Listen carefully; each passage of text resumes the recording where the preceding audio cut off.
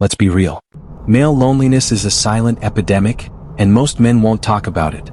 You can be in a crowded room, in a relationship, even successful, and still feel completely alone.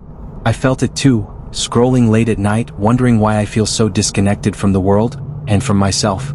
The Stoics had something powerful to say about this. Seneca wrote, "A man is unhappy, though he reigns the world, if he does not consider himself happy." Meaning, if you don't have peace within, nothing outside will ever feel like enough. So how do you overcome male loneliness?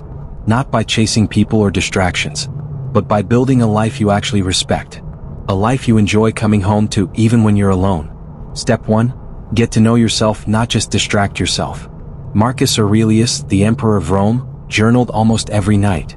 He wrote, "Nowhere can a man find a quieter or more untroubled retreat than in his own soul." That's not just poetry, that's a practice. Instead of numbing out, sit with your thoughts.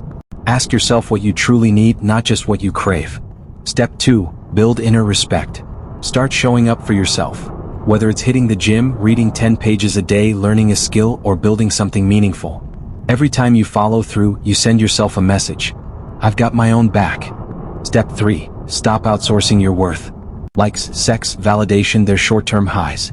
True fulfillment comes from knowing who you are when nobody's clapping. You don't need to become cold to be strong. You need to become so full of your own purpose that you're not dependent on someone else to feel whole.